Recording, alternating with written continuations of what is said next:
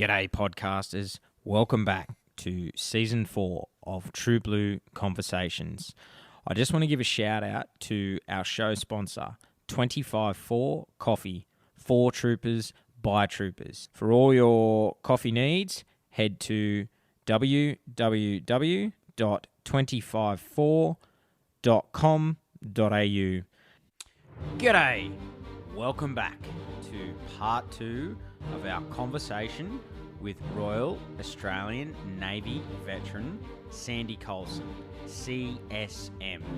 If you haven't listened to part 1, go back and listen to part 1 now before you hit play on part 2.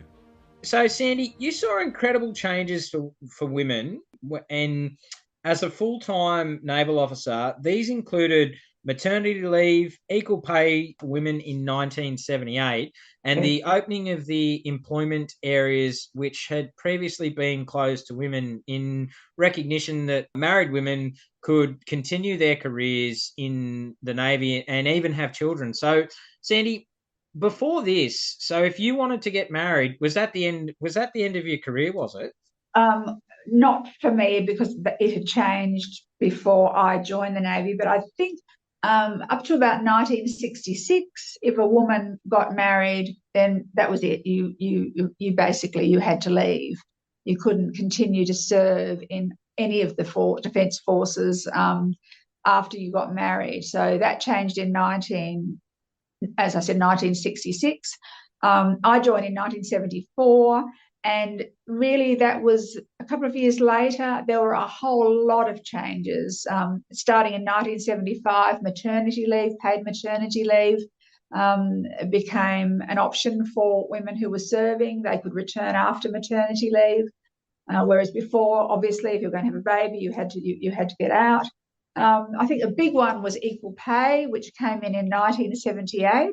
That was a bit controversial because women didn't serve at sea at that time. And although men got seagoing allowance for serving at sea, there were, a reasonable number of men who didn't think that women were going to still be doing the same sort of work that they did. So they weren't necessarily all that delighted with the concept of equal pay. At that stage, I was at HMAS Watson, and as the unit officer ran, so I was in charge of all the women serving at Watson. And I think my pay gap was probably the biggest. I think I was getting 80% of the male officers' pay, and equal pay came in February, but we didn't actually get paid until September. So I got this enormous, we were paid in cash in those days. And I got this enormous envelope, with a big staple in the middle of it, full of cash. And I think one officer actually complained about me getting equal pay, and the commanding officer, who was a great guy called Don St. Barb Moore, Captain Moore, ripped up the complaint, threw it in the bin, and said, "When you're as good an officer as Sandy is, then you can bring your complaint back to me." So did you, obviously, tax was, you don't pay tax on cash, Sandy, so that would have been no, we didn't have to pay cash. Yeah, so that was just the way they paid us was generally most people got, a large amount of cash, and you could allot pay to your bank account, but we still got cash as well. Even the Chief of Navy got an envelope every fortnight, believe it or not. Yeah. So what was it like, Sandy, for you and your female colleagues when you were finally given the opportunity to go to sea and serve at sea? What was that like for your colleagues? Was it a proud moment for you all? Well, most of my colleagues and I didn't serve at sea for any length of time. It started with the female officer trainees, the midshipmen, being able to do a training cruise. And I actually spoke to the Chief of Navy, who had approved that women being able to do a training cruise, whereas before they hadn't been able to. The training cruises were normally about 6 weeks on the training ship. And he said the government would allow women to do the training cruise, but they were only allowed to serve in Australian waters. So whereas the blokes all went off to Fiji, the girls had to get off the ship at Townsville or Cairns or whatever the last Australian port was. And it was quite a difficult thing to get through government. So that's how women serving at sea started. I think the real big impetus for women to serve at sea came when the Hawke government brought in the Sex Discrimination Act. That came in about 1984, and that was when the three separate women's services ceased to exist. And in the case of the Navy, instead of being a member of the Women's Royal Australian Naval Service, you became a member of the Royal Australian Navy. So that was a result of the Sex Discrimination Act. And that was when a whole lot of new positions opened up to women. So women started to serve at sea. Initially, women could only serve in non-combat vessels. So they were the oceanographic ships that were painted white and that did surveys. Then they started to serve in the hydrographic ships and the more non-combat related ships, such as there were in the Navy. But slowly more women started to serve at sea. And they were women younger than me. It wasn't necessarily managed very well. I remember on one ship, people went off on leave, and when they came back, there were all these women there. And it was a bit of a shock to people. And some of the senior sailors who had worked very hard to become senior sailors suddenly found that their heads and showers, as it was called in the Navy, the toilets and bathrooms, had been taken over by women, and who were very junior. And so there was some really quite unpleasant incidents on board a couple of the ships until things evened out, if you like, and people became more used to women serving at sea. So eventually the little things in the Sex Discrimination Act that said that women could not serve in combat related duties, then could serve in combat related duties, and then could serve in combat duties, that eventually was all changed in the Sex Discrimination Act. So eventually, in the case of the Navy, women could serve in all positions at sea except for clearance diver, because that was considered to be the ultimate naval combat position. What clearance divers do. They work very closely with the SAS, and their employment can be quite similar. In the case of the Air Force, I think it was just ground defence people who defended air bases, women couldn't be in that category. And there were more Army specialisations that were still closed to women, the infantry, the artillery, the real combat arms of the Army. But eventually they were opened as well. So it was and women in the Navy could serve in submarines. That was a big change. So it all happened over a slow period of time. By the time women were really serving in the sea in any numbers, was already a commander. So, my natural position would have been to be the commanding officer of the ship, but I hadn't had any of the training to do that. So I've only really done familiarisation type trips to sea. But I thought it was right and proper. Although women of my era had joined the Navy knowing they wouldn't serve at sea, a few of them then had to serve at sea, but generally speaking, if you joined before a certain era, you weren't required to serve at sea. It was the younger women who joined knowing that they would be required to serve at sea. So it just became part of the norm for both men and women that there would be women serving at sea. But in the early years, there were certainly some bad incidents where it hadn't been managed very well, and there were some issues. Well, I think what I take away from it, Sandy, is that the Navy was new ground for them too, because it was and they were probably going on the fly of, well, how do we deal with this? How do we actually, we've never been faced with this before. No. So for them, it was new ground as well. Other Navy, or nor had any other Western Navy. So all the navies were like Canada, the UK, New Zealand, and America were all doing it at the same time. So there was no, model that anybody could work with. So it was quite challenging.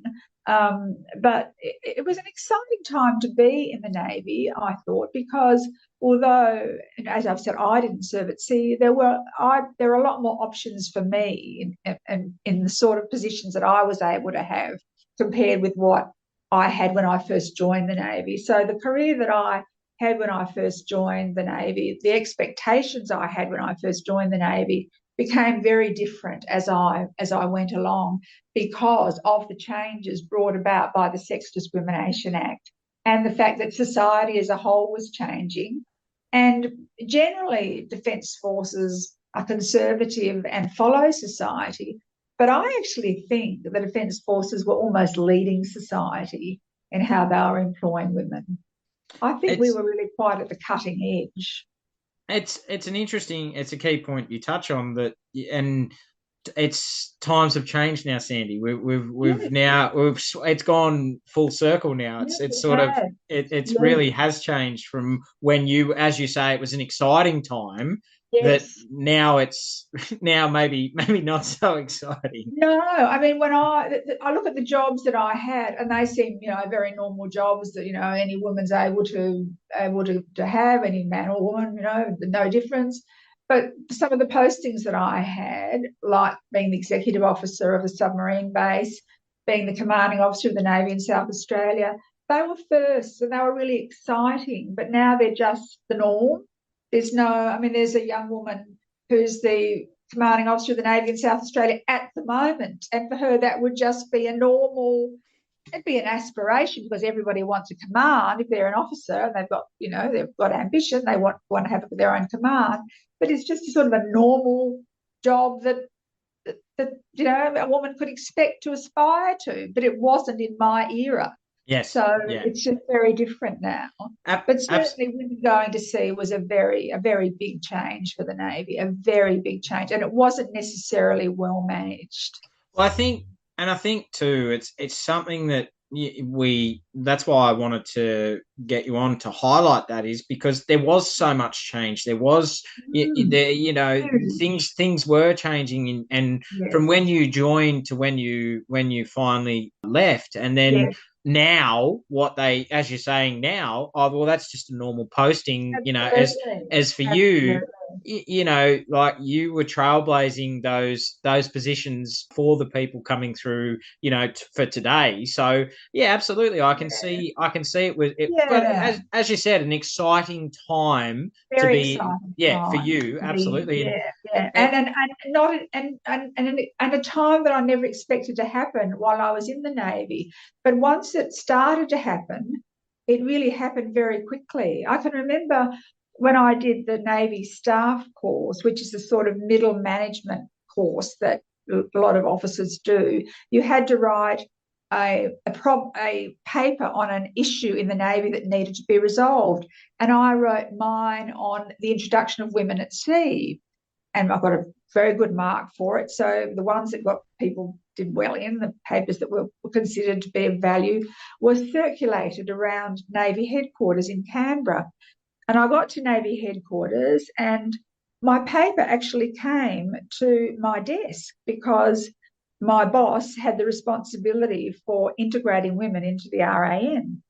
And most people had said, yes, this is very good paper. Yes, very interesting, blah, blah, blah. And one senior officer had written on it, this paper and its author should be locked away somewhere and should never see the light of day. So not everybody, was in favour. And my integration of women at sea happened, that I recommended in my paper, actually happened much more slowly than the Navy went ahead and did it. So there you go. So in actual fact, I've written a very conservative paper. But this bloke, who was a Commodore, very senior officer, really didn't like it.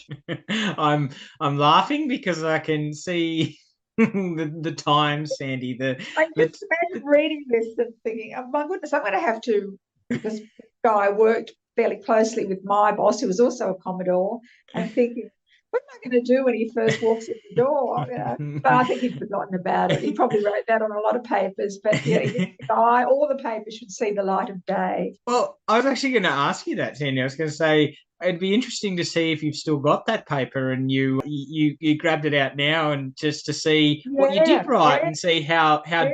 and to see how the change has happened. It'd be interesting. It'd be a very interesting read, I would think. Yes, So, yes. I yeah. have got it tucked away somewhere. I must find it and pull it out and just It, see. it would be, yeah, it'd make for very interesting read. And I wonder if that Commodore would still have the same opinion today. I I wonder. suspect it probably would, you know. I Yeah. suspect it probably would. It was no, I better not say too much. He was a rugby playing Oh, that, yeah. man. Yeah, but he was very good to deal with, so I shouldn't be too critical. But he certainly didn't think the paper should see the light of day. He was not a supporter, shall we say, of women No, going to sea. no, Not a no, that's supporter. no. But So, it happened relatively quickly once it started. so during your career, you had the honour of being the aide de camp for many overseas and Australian dignitaries, including President Mary Robson, the President of the Irish Republic during her visit to Australia, and General. I'm gonna murder his last name, but I'll give it a go. Billy, That's it, Shelley. Yep, yeah, thank you. The chairman of the U.S. Joint got Chiefs of chiefs of Staff. staff. Yeah, and during his time in Australia for the OSMIN discussions between the two countries, Yes. what is an aide de camp, and what is the role of an aide de camp, and how did you get selected for this role? Um, well, these were short-term duties. I mean, the Governor General has full-time AIDACOMs who help manage the program and then accompany the Governor General, and the King does as well. You'll see a military person following the King wherever the King goes, who's helped arrange the program, makes sure the King gets handed the right things at the right time and is in the right place at the right time.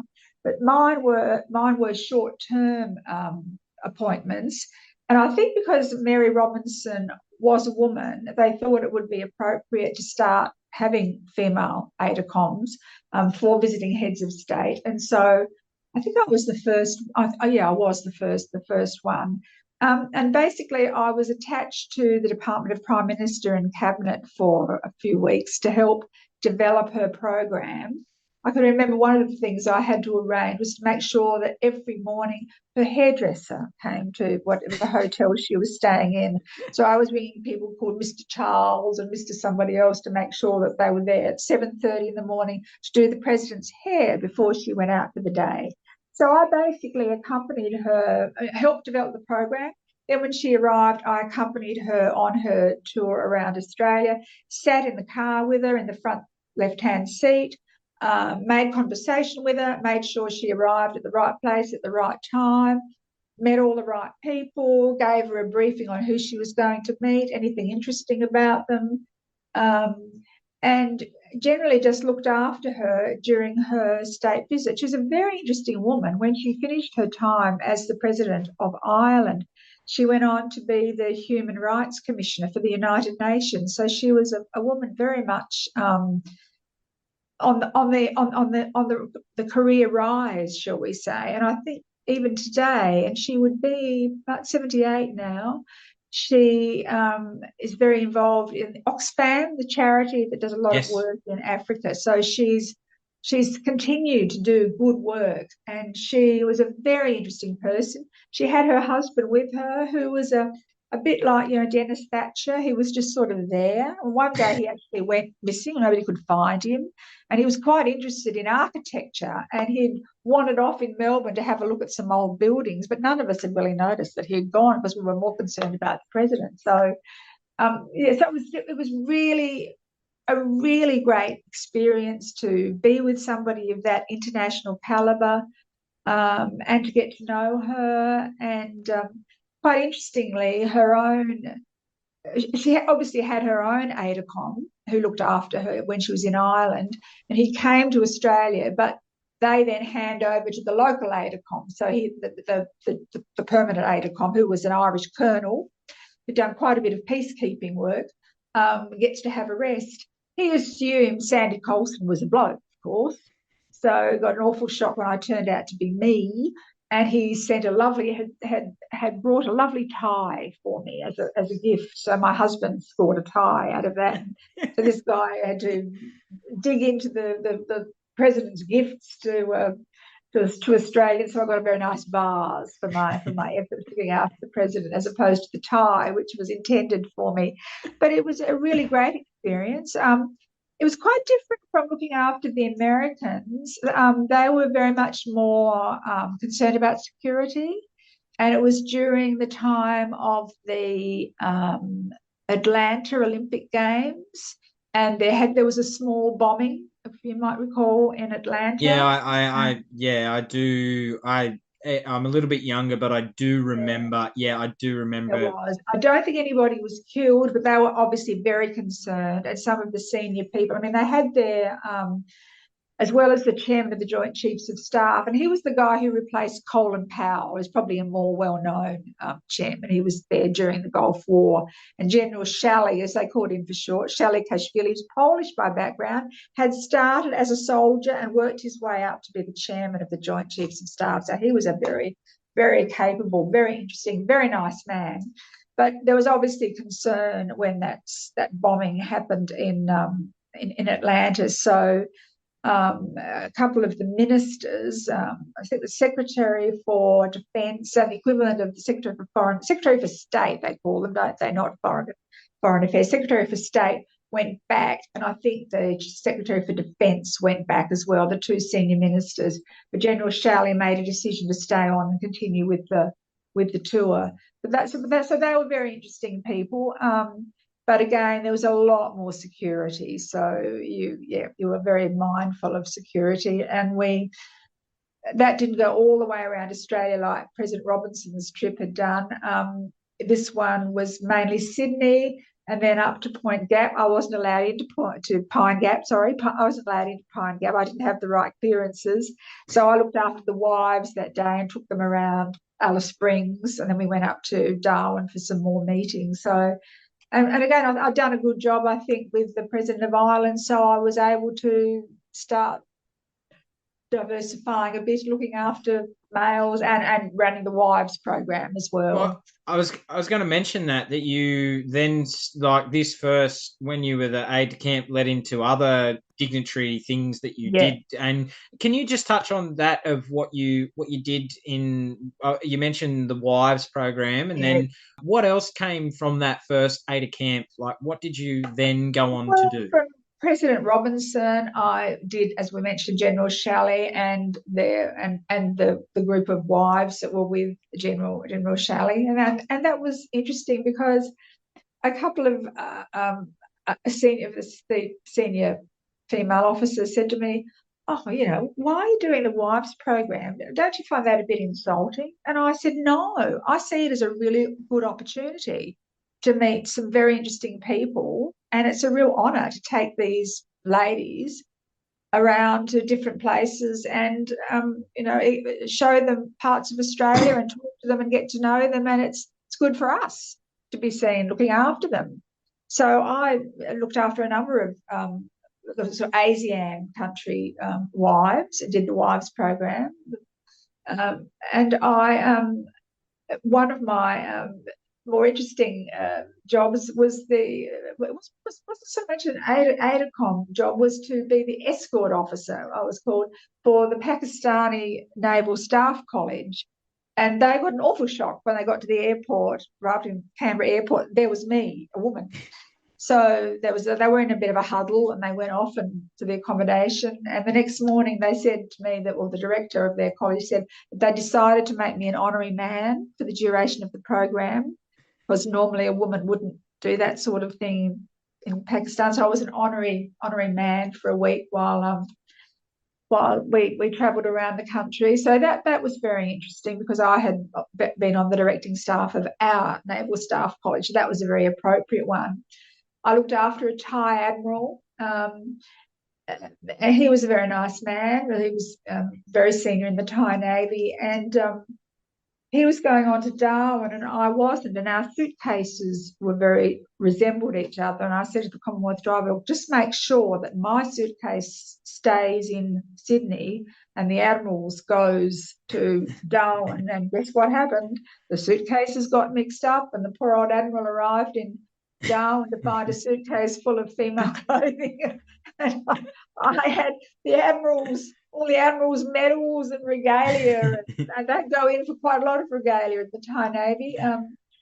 So anyway, my suitcase eventually came back via Perth, I think. But yeah, so there were little amusing things like that. But looking after, really senior people, and Singapore, I looked after the CM for Singapore, and Peter and I got to have a look over a Singapore ship, which was very interesting. One of them very modern corvettes, very impressive corvettes. But just those jobs were so good. They were unusual for a female officer at that time. We were by then having female officers as the flag lieutenant to our own senior officers and as ADC to our Governor General. But to do it to overseas people, it hadn't happened really before then, I don't think. But I mean, and again, now it would just be, people are probably wondering why I'm talking about it because it's probably so very common. But, I always was very conscious that if I did a good job, it's a Julia Gillard philosophy. She used to say that she wanted to make sure that would be easier for the next female Prime Minister after her time as Prime Minister. And I sort of adopted that attitude as well. I think that if I did a good job, somebody else would get the same opportunity, but it would be a bit easier for them. People wouldn't say, "Oh, what's a woman doing?" Not as daunting, not as and as daunting and more commonplace and just easier to set up and just as you say, not so daunting and more commonplace, and that's obviously what it's become now. So for you, Sandy, in some of these roles, you were dealing with senior politicians, and you had you met some of these senior politicians.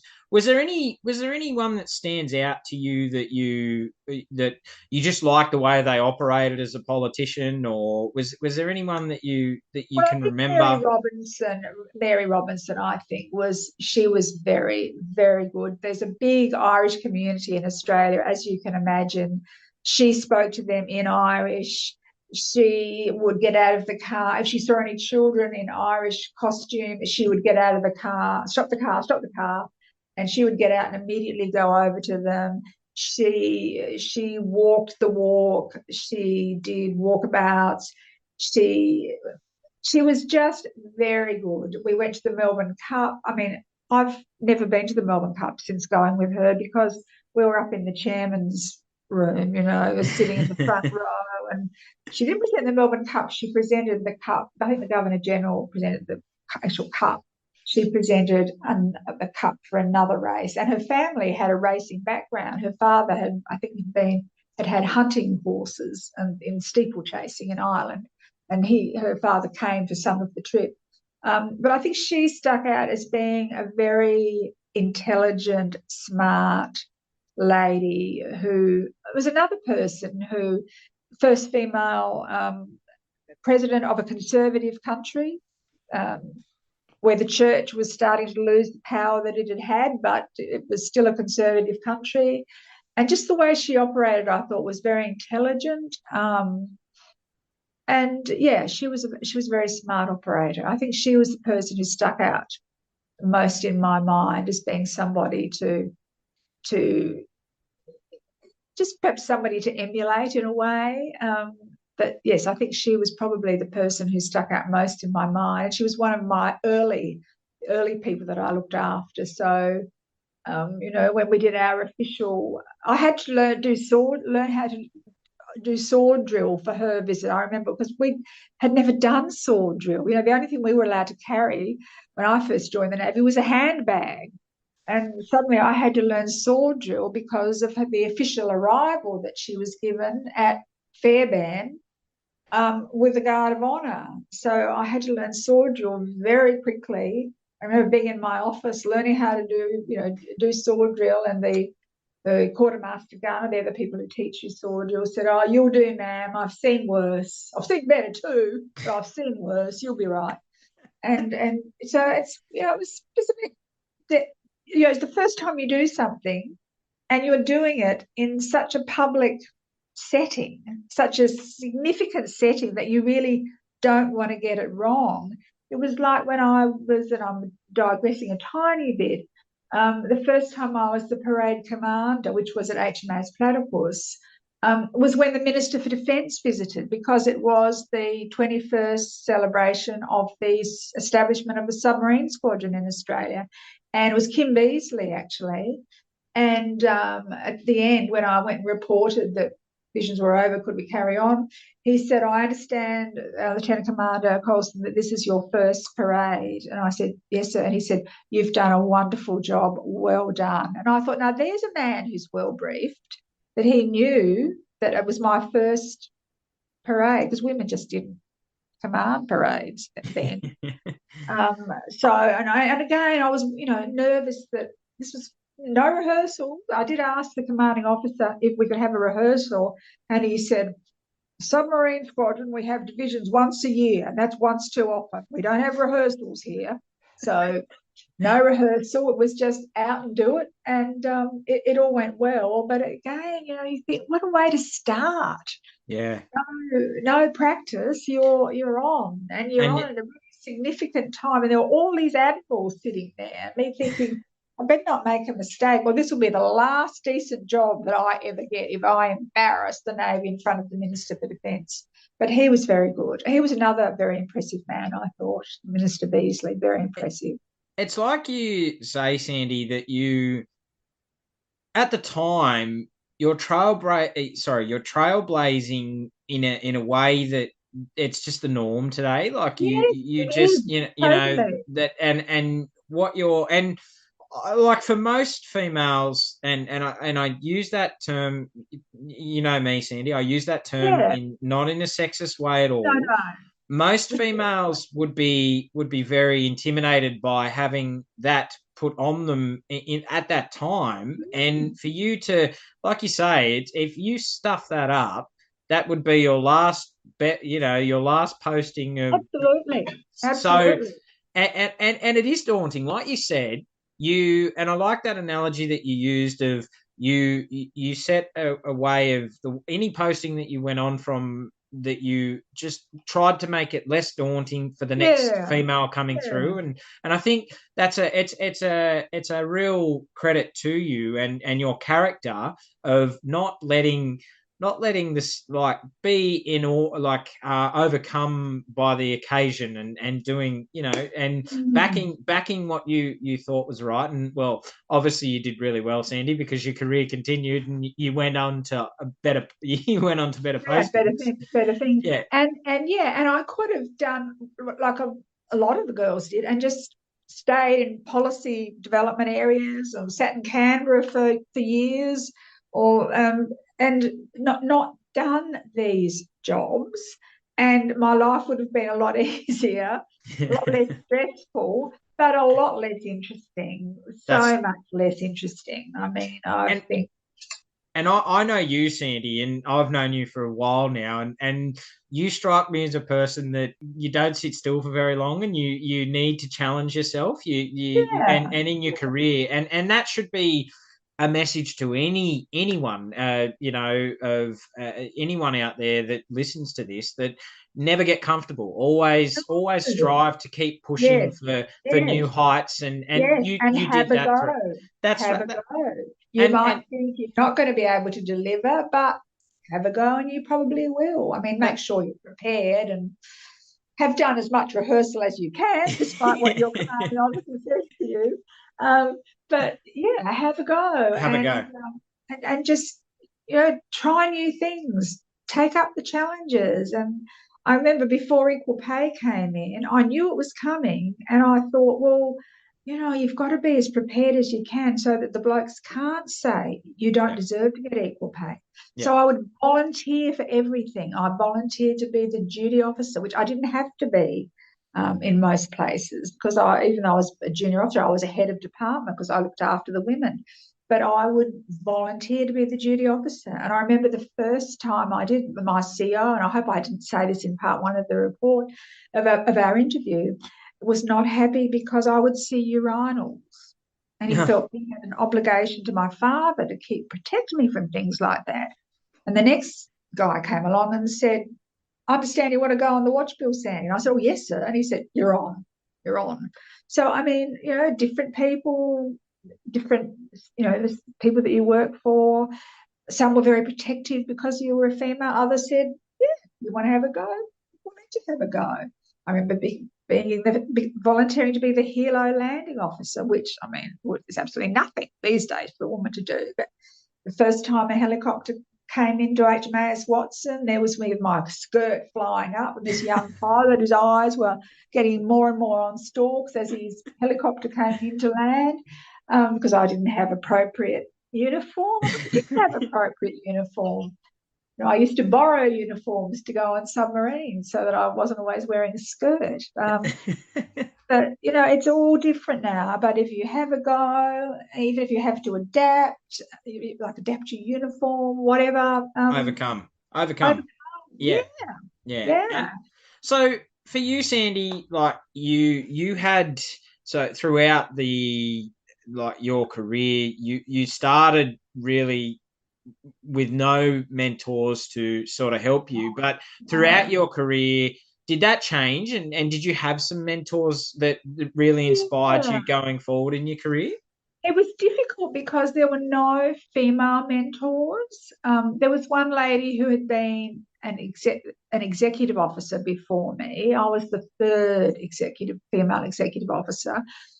So that was one lady who I admired, and I went and had a chat with her, but she wasn't somebody that I wanted to emulate. She was a different generation, the generation ahead of me, and not somebody that I wanted to particularly be like or emulate. So there were really no female mentors for women of my era, no female mentors at all.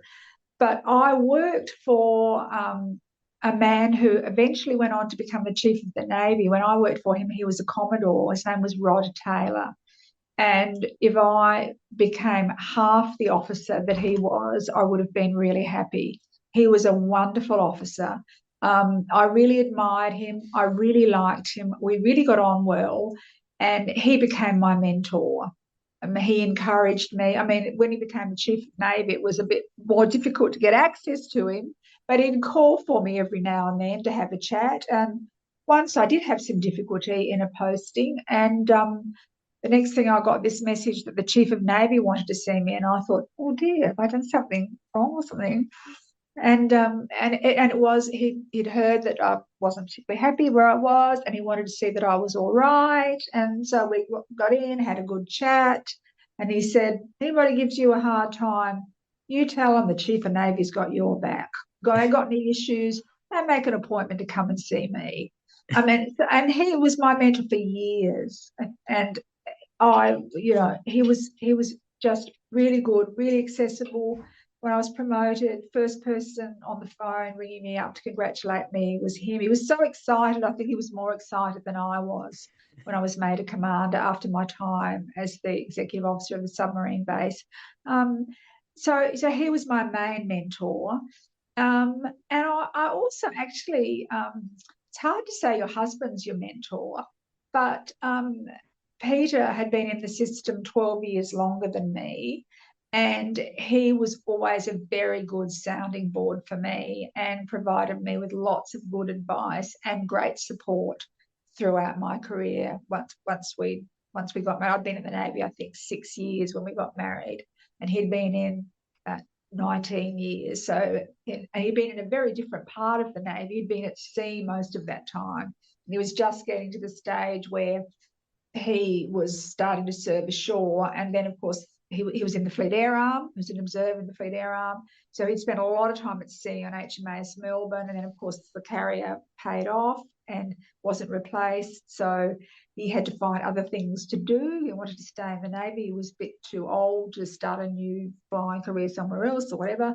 So a lot of them transferred to the Air Force, but he didn't, and he became a very good project manager. but he was a very good, very fine naval officer. And so I would get a lot of advice from him. I would run things past him. I didn't always agree with him. We operated very different ways. I mean, he was sort of not quite a generation ahead of me, but he's 10 years older than me. So did think about things slightly differently. Was more formal than me. And yet did operate differently. So I didn't always listen to him. Generally, when I didn't listen to him, I regretted it. But yeah, he was also a very good sounding board.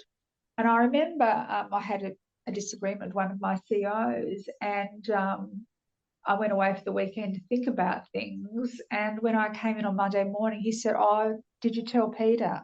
And I said, "Oh, yes, I did." And he said, "What did he think?" And I said, "Well, he thinks that we should probably apologise to each other, sir, and just get on with things." And he said, "I think he's absolutely right."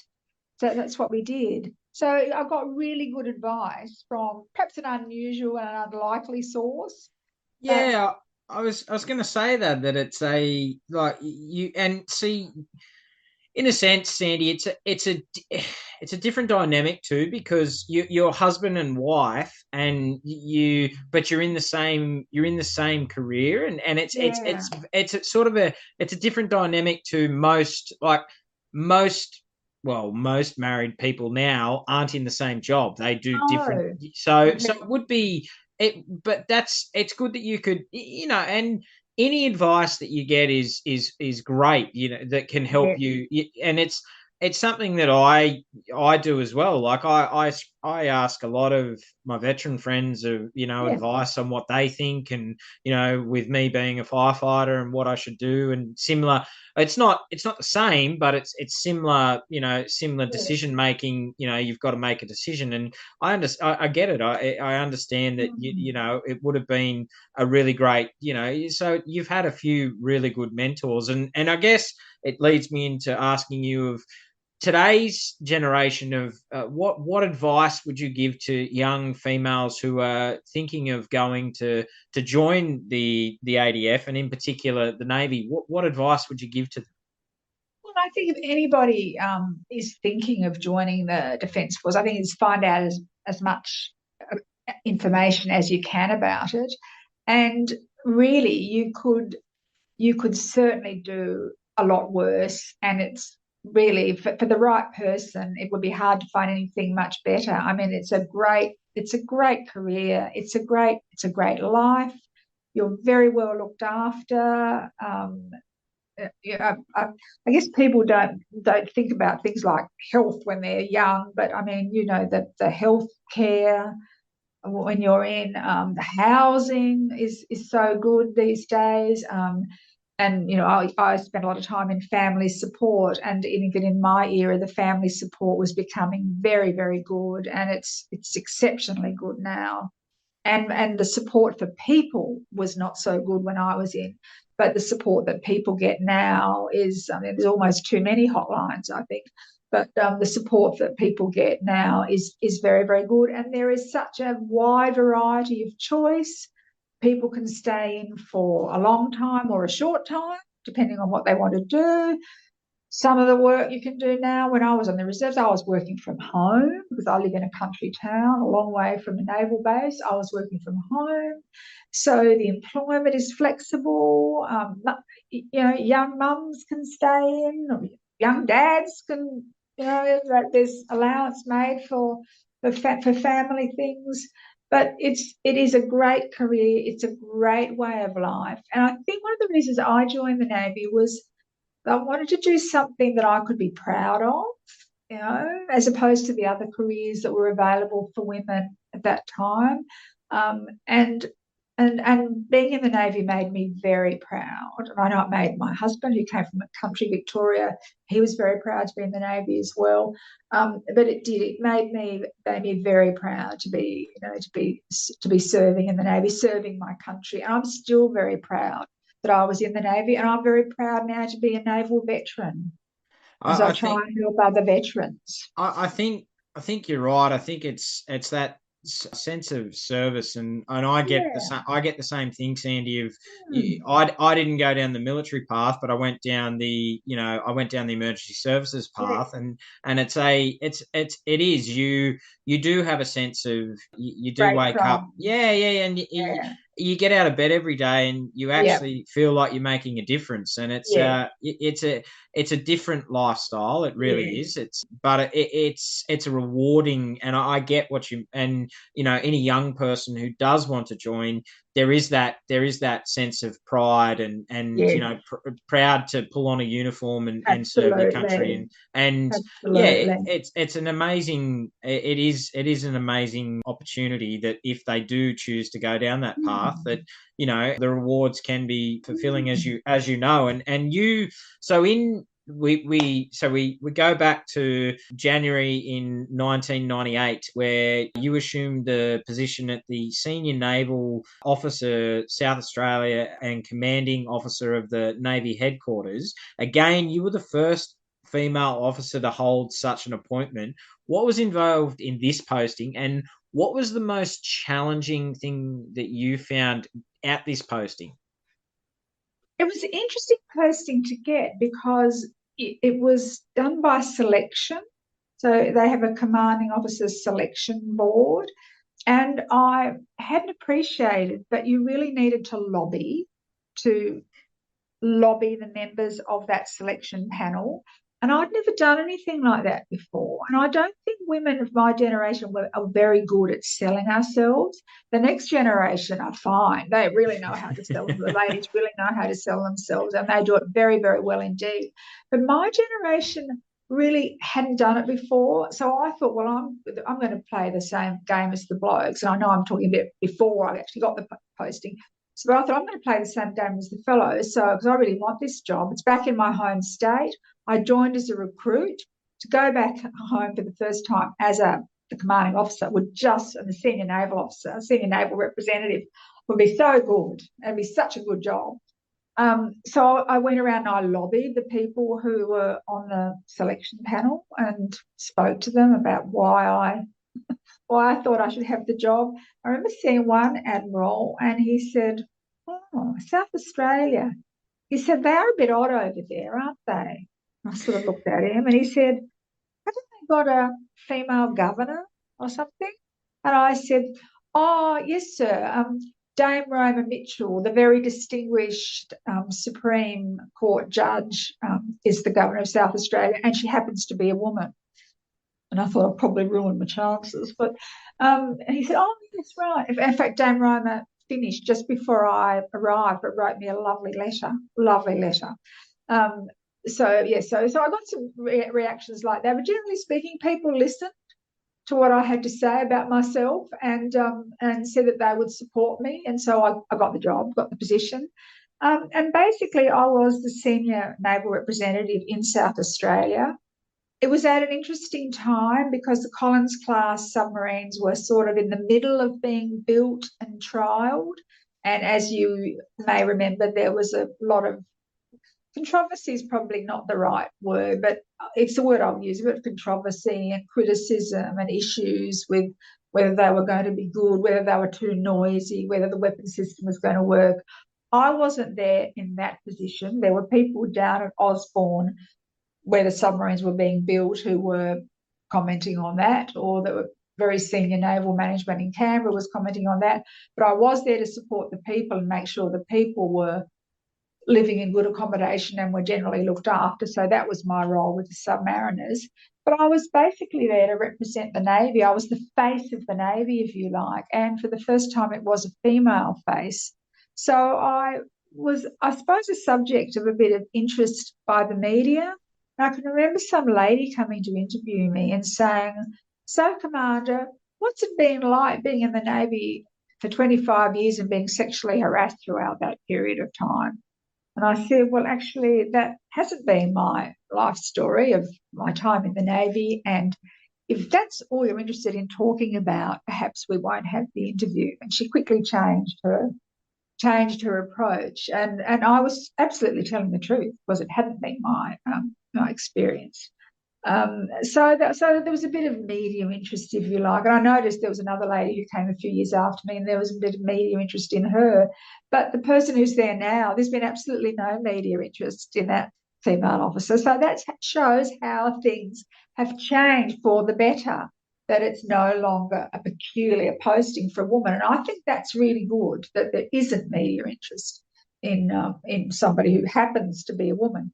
But it was a great job representing the Navy at many different events, many different community activities. I was involved with the Naval Cadets, which is a great youth organisation for young people, and it had units all around the state. So I got to go to the different units, doing inspections and also meeting the local community leaders, as well as the kids themselves, who are, of course, the most important members of the community that I wanted to meet.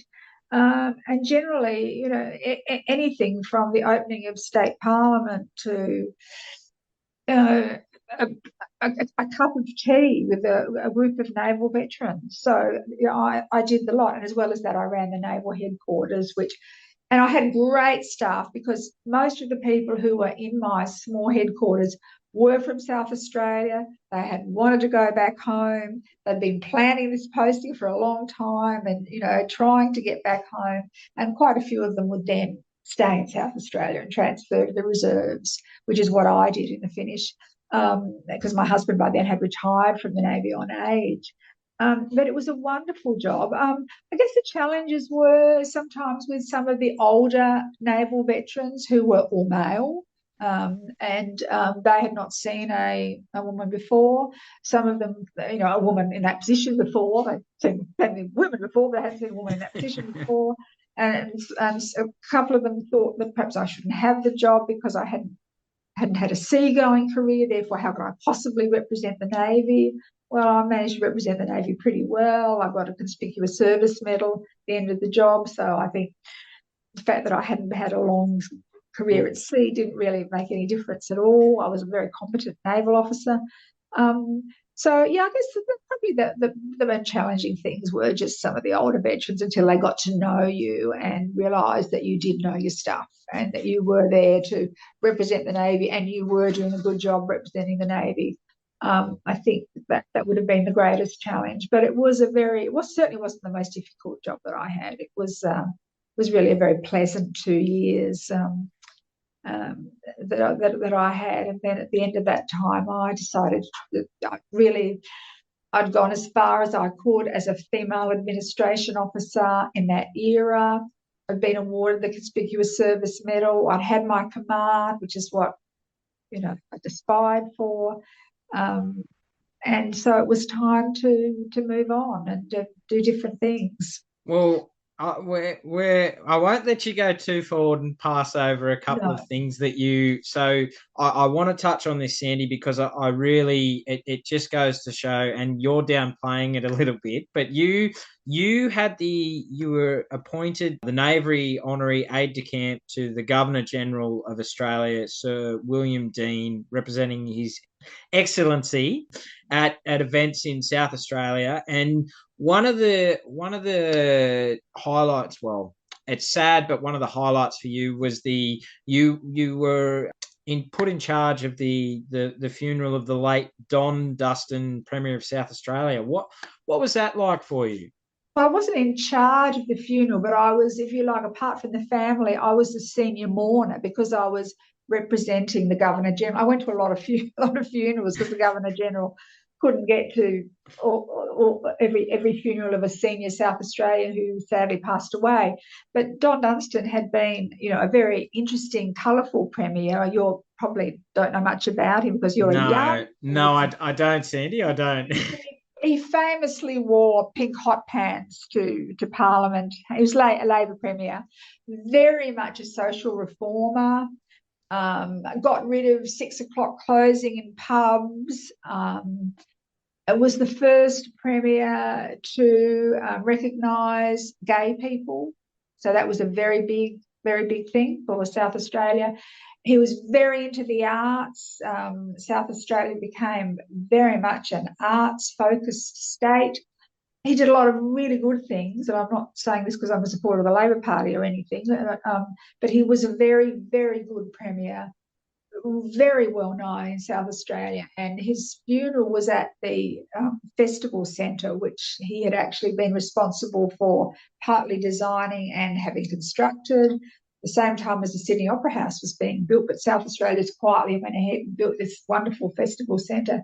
There were so many people at his funeral, and there were lots and lots of people, Adelaide people, sitting outside on the lawns.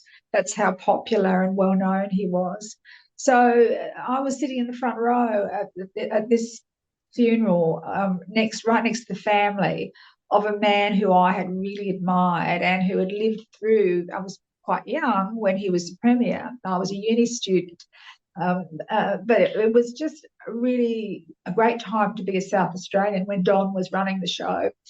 I remember once there was rumours went around there was going to be this gigantic tidal wave was going to come in and engulf Glenelg, the beachside suburb, and Don went down to Glenelg and stood there waiting for the wave to come, and it was like King Canute. He turned the waves back by being there. So I mean that was his popularity, and the sort of, it was an out there kind of guy. And in the finish, he had this wonderful restaurant called Don. He's a great cook, called Don's Table, where you could go and sit with him while he cooked and talked about his life, and which was quite fascinating. He'd been the youngest Queen's Counsel in South Australia, a lawyer. He was a very clever man. So to be able to go to his funeral, although it was a very sad occasion, it was a real honour as a South Australian to be there and to be actually the senior mourner. So I was sitting in front of people like Gareth Evans, who'd been the Attorney General, who was quite grumbly because he was in row 3, probably thought he should have been in row 1. There was this commander sitting in row 1, but that was what went with the job. You were representing the Governor General, so to all intents and purposes, you were sort of him. And my husband was with me, so yeah. So it was quite interesting because Peter was still in the Navy for the first year of my posting, and then he retired, so he came over to Adelaide. And because he was the more distinguished looking, shall we say, and I had to wear an agolette because I was the Governor General's ADC, so I had the agolette on. Can you explain to me what an agolette is, please, Sandy? The gold insignia that somebody who's looking after a very senior official wears, and you would see the King's aide wears it and the Governor General's aide wears it. Very senior naval officers have one on, but it's on the other side. I think they're just very gold because you're looking after the Governor General. Some of them are more modest looking depending on who you're looking after, but the Governor General has you wear the full. It's got lots of. Actually, I think it's an army tradition that goes back to when people were in the cavalry, and there's 2 things hang off it that I think they used to use to clean out the horses' hooves with, but it's just a ceremonial insignia that you wear as the ADC. But anyway, so I would wear this as part of my uniform when I was doing very official things like Anzac Day. And I'd be accompanied by my husband, who was the bloke with all the medals. I had a very humble amount of medals. And so people would assume that he was the senior naval officer. So we'd both get out of, the car doors would be opened, and the officials would rush over to him, and he would say, no, I'm just the wife. I'm just the wife. That's the senior naval officer over there. So it was until people sort of got used to, if it was new people and they didn't know me, they would assume that this very distinguished-looking bloke in a suit was the senior naval officer, and I was the ADC. I was the accompanying person, which I had been many times in the past, but I was now it. So so that was quite interesting. But I guess we're digressing from Don's funeral. But Peter went to a lot of things with me, and so he would get to sit with the wives, so, which he actually quite enjoyed. But, so he coped with things like that very well indeed. There was never any resentment or this should be me type stuff. I think he quite enjoyed it. was quite amused by it. So you mentioned that you transferred to the reserves, and Yeah. you were the second most senior woman in the Royal, in the Royal, So was that, you obviously the glass ceiling had been broken? Was that definitely. like for you? Once you had gone to reserves, did you ever imagine that your career, when you first joined back in 74, was, when, and 2001 you went to reserves? Yeah. Did you foresee that this was going to happen, Sandy, or was it No. just totally out of? No, I joined for 6 years, which was what the length of initial length of service you signed up for as a female officer. So I joined to be an officer, but you had to join as a recruit. And I think we had this discussion in part one. Yeah, we did. You joined as a recruit, and then you did a cadet course, and then you did a big exam and another selection board, and then you were commissioned. But no, I thought initially I thought I would just do 6 years, because it was quite a nice lifestyle, but not one that I wanted to do for the rest of my life. And then I had this great posting to Fleet Headquarters, which I think I mentioned, and I saw how the real Navy operated, and I decided that I really wanted to stick around. And then I got offered a permanent commission, which meant that as long as I continued to perform well, I could stay in the Navy for the rest of my working life.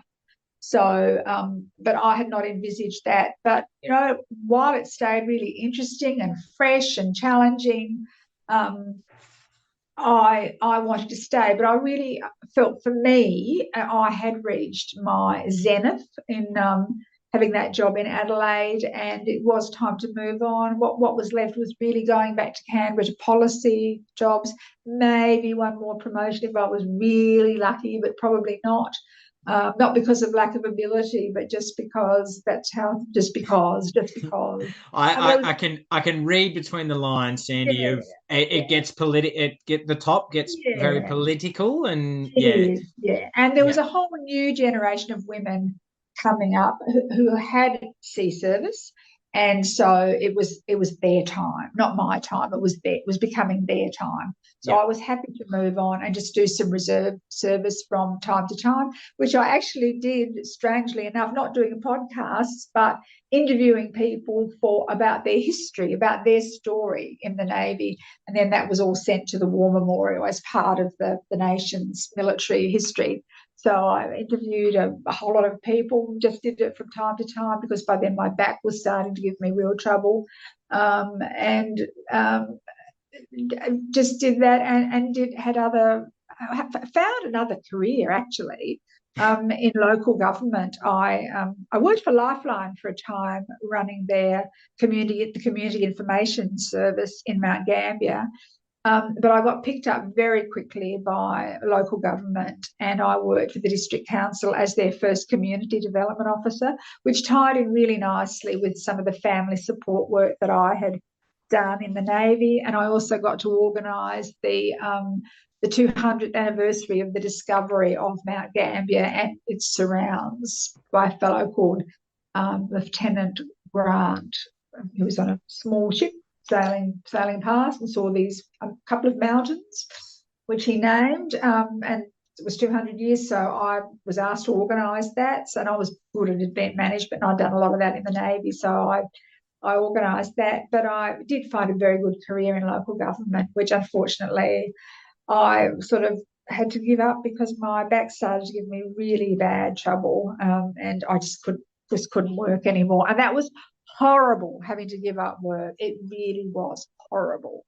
Well, I want to touch on your back in just a sec, but I want to go back because there's something that I want to touch on, and you spoke about it, was your CSM, so your Conspicuous Service Medal. You were awarded this in the Australia Day Honours list in 2000 for outstanding. I want to read this, Sandy, because I want people to understand, your service and what you did. And I want to read this. So, for outstanding achievement as the Senior Naval Officer, South Australia, the citation award refers to you as an inspirational officer who has provided outstanding support and advocacy to the naval community, particular to submariners. You are described as an outstanding role model.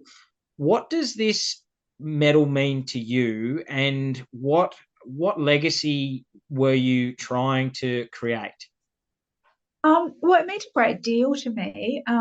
It was, at least I had a respectable medal as opposed to just long service medals and being there medals. And it's a really special medal. And it was just wonderful when it was announced. And again, there was media interest in that. And they probably may not be the same. Well, yeah, they probably would be in South Australia, I think, for anybody being awarded that medal, male or female. But it was a great day. It was a great day to get it from the Governor of South Australia, with my husband and my mother present, and my brother-in-law and sister-in-law came as well. So it meant a great deal, and I guess it meant that I was leaving with a job well done. I guess a job well done, and although it was for that particular job, I looked at it as a it meant I'd done a good job. I could be proud of what I'd done. Yeah, and I think you said it earlier on in the podcast, is a proud service, Yeah. and going full circle, you achieved more than what you thought you would originally, but Much more. but going out on a high such as that is the hard work and the trailblazing for the women going after you was all worth it, and the pain, well, not so much pain, but the struggles early on in your career were justified, and it's just, for me, reading that citation of getting your conspicuous service medal, I wanted to read that and highlight it, because you are a trailblazer, and you, like you said to me, and I remember you saying this when we first got you said to me, but I never served overseas. I wasn't the SAS. I wasn't, but Sandy, you were part of the trailblazing going after you, and you made it easier for the next generations coming through, and whether or not and I say this to any veteran who, and our good friend who Kelly Dadds, we had this discussion the other day of when we went over, the other day, last year, we're in the new year, so we had this discussion of, she said, Ads, there's one medal that I'm very proud of. It's the Australian Defence Force medal. It's only 2% in Australia will ever wear that medal, and she said, I'm proud of that medal, because it's not a it's not a thanks for coming medal, because only 2% in that in Australia will wear that medal, and I believe that, Sandy, and whether you serve overseas or back here in Australia, you're still part of the broader, wider, the jobs that that are here in Australia. You help the guys to be overseas and allow. So you never take away service, and I try to. I really think it's a key point to touch on, because don't cheapen service. Like, service is service regardless. Sandy, you signed that dotted line as that you could sign a blank check in that if you were called upon to go overseas, and that may result in you losing your life, that's a veteran. That's regardless. So I wanted to highlight that, and I wanted to say thank you, because you have had an amazing career, and it was one to be proud of. So thank you for what you've done. No, thank you very much. And it's interesting, things changed as I went along. When I first joined the Navy, it was at the end of the Vietnam era. And so the Defence Forces were not that popular. We weren't, naval officers were not encouraged to wear their uniform ashore. So we tended not to wear our uniforms on the train, or because people were a bit antsy because of Vietnam, because it had been a popular war, and I'm sure Vietnam veterans would have told you some awful things. But as time has moved on, you now do get people saying, thank you for your service. Thank you for what you did. Wow, what a great thing you did to serve in the Navy. The things have really changed. So people joining the Navy now, it's a much more popular thing community-wise for people to do. Does that make sense? Yeah, it does. Yeah. Yeah. When I graduated from Flinders Uni, and said I was going to the Navy, some of the lecturers were a bit, what's she doing that for? Yeah, there's no future there. Yeah, there's no future there. And then when I came back 25 years later as a senior naval officer, I met my French professor. She hadn't been the professor when she'd been one of the lecturers. I'd done a degree in French and Spanish. And she was the French professor. And she said, I'm really glad to see you again. She said, you're a wonderful student when I was teaching you French. She said, I say to people, when you're considering a career, consider the Defence Force, because one of our graduates has went into and has done really well in the Navy. And I thought, gee, you wouldn't have said that 25 years previously. You would have thought, this nutty woman has gone and joined the Navy. Goodness knows why she's done that. So things have really changed in terms of how people regard service. And it's not quite like America where people clap, people in uniform when they walk into an airport. But I think we are, becoming much more, and the same with people like you, first responders. People do get thanked. And that's right and proper. And I think that does make us all feel that little much better about you out there and you're doing your flood work. When someone says thank you, that must make you feel really good. It does. It's an interesting one, and it's a good thing that you talk about, because you do say that to a veteran, and some go, oh, they're a bit taken back by it, and they sort of they're like, oh, we don't. And I'm similar to that, because as a firefighter, you sit there and go, and it doesn't. You're like, yeah, I'm just doing my job, like and that's. Very special job, though. Yeah, it is, and I look at it, Sandy, as and I say thank you. I've learned to say thank you very much, and that's it. You do walk away feeling, you go, you feel appreciated. You do. You feel appreciated, and it is good. And you mentioned that you hurt your back, and you've and that ended your. It ended your military. My next career. Yeah, your next career. Yeah. And so, how has that affected you going forward in your life day to day? Well, it's been it's been pretty horrible at times. I injured it early on in my naval career, but I was fortunate in that it didn't really affect me so much. I have little flare-ups, and I spent a little bit of time in the Naval Hospital, which was not a great experience, but, no hospitals are, but not much. So I was able to have a full career in the Navy without it really affecting me. But when I reached middle age, when I left the Navy and, turned 50, it suddenly became really much worse. I mean, it had been well documented when I was in the Navy that I had this awful back problem. But it got a lot worse, and I really don't know what caused it, whether I re-herniated the disc all over again. I don't know, but I finished up with really nasty nerve damage. So it has had a really awful effect on my life, and certainly by implication on Peter's life, because he's really, to all intents and purposes, has to carry a lot of a load, because there's things that I want to do around the house and garden that I just can't do anymore. So it has certainly affected. We've managed to travel. We've got our house in Cairns where we try and spend the winters, and that's partly because the warmer weather up there is kinder to my back. But it certainly has affected my life. I've been very fortunate in the Department of Veterans Affairs. I've been one of the fortunate ones. They have been very good to me. They've recognised my condition. They pay my medical expenses. They have been very good, so I cannot criticise them. I know other people do not necessarily have the same experience.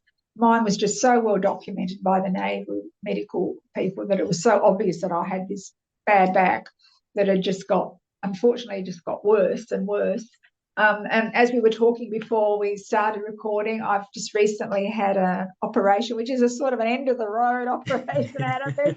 There's nothing more after this, where they've put a little device, implanted a device in me, some wires which connect to my spinal cord, which helps. It doesn't fix the pain, but it masks the pain. So I'm just getting used to having this strange thing in my body, but it's already helping me. And I mean, I think it'll obviously never be better, but I think it will allow us to do some of the things that we've been unable to do I've had it for really badly for 18 years. So yeah, it's been pretty bad at times. So, and I've been in and out of hospital, and we spent a lot of time going to Adelaide, which is 5 hours away, because there's nobody here who can really treat the particular problem that I have.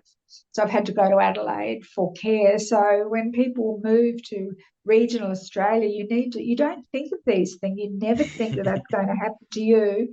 So I became quite familiar with the Flying Doctor there for a while, and I can't speak highly enough of the Flying Doctor. They're a great bunch of people. Well, I was going to say, Sandy, since recording the first podcast to the second one now, you look fantastic. I said it at the start. You actually look like you're actually feeling that it's actually working. This is actually working for you. It actually you look. I hope so. Yeah, you look really, you look vibrant and feeling good. Like you're actually looking, you're radiating. You know that I'm actually, things are good, which is finally great to see, because yes, I hope I wasn't a miserable sod. No, you weren't. But it's great to see you not suffering from pain and debilitating pain where you can't do anything. So it is good to see that you're starting to just enjoy maybe getting some of those things that you've wanted to do with Peter, that you've been robbed, that you can't do. And one of the things that you do now is that you keep yourself busy with, you're an active helping with young veterans, and what's that like for you? What do you get most out of that? What's enjoyable from that work? Not necessarily young veterans, but just veterans generally. Some of them are young, and some of them are older. And I like to help people and support people and talk to people, and I get a lot out of that, because I think that because I can't work, it's important to volunteer so that you keep in touch with the community. So I've been on a number of boards and committees over the years. I'm very involved in my local church. I'm on the parish council there. They've been very patient with me, because the last 3 months of last year were just so bad before I had this procedure. But they said, no, look, we value your common sense, so you just come and provide it when you can. You don't have to come to a meeting every month. But certainly, talking to younger veterans and helping them with their issues, and even with some serving people. I'm quite surprised that there are still some women in the Navy who sort of look at me, and they talk about, one girl says she talks about a Commander Coulson moment. Now, what would Commander Coulson do in this particular situation? So, my name sort of lives on with a few people in the Navy. But yeah, I like to support younger veterans, because I think they need support, particularly in a community like ours, where there isn't necessarily the support that you might find in a capital city. And at the moment, we're very short of a pensions officer, for example. So I'm not taking it on, but I'm going to start enjoying life. But I think helping others is great. Peter and I were legatees for a long time, and that was so rewarding, looking after the World War II widows. It was an honour to support those ladies and look after them. But I think any interface with veterans who speak the same language as you do, and who've done some of the same things that you've done, is really valuable. And any help or any benefit that they derive from you chatting with them, or pointing them in the right direction in DVA, or saying, look, it's probably time you arrange with DVA to have your gutters cleaned, or just little things that you can do to help other people, I think, whether they're veterans or not, I think is all makes you feel good. Makes you feel that you still have a contribution to make, which I think is really important. As a retired person, I think it's very important to feel that you're still making a contribution. And I would like to think that I'll make a contribution until the day I die. And I know Peter feels the same way. He visits veterans in hospital, and he's great at that. And it's a privilege to visit some of these people who, we've got a lot to thank for what they did. We really have. Absolutely. And one of the other things that has been named in your honor is a scholarship at your former school, now called St. Peter's Woodlands, to a child who is considered to be an outstanding young achiever. What does this mean to you, Sandy? Do you go and present it to them, or? Yeah, I did. Yes, I did. I've entered that scholarship because I like to move on and do different things. And South Australia's education system has changed, so it's grade 7. Kids go to high school after year 6 now, whereas we were one of the last states to do that. So it was more a high school when I was there. So it's that scholarship has just ended.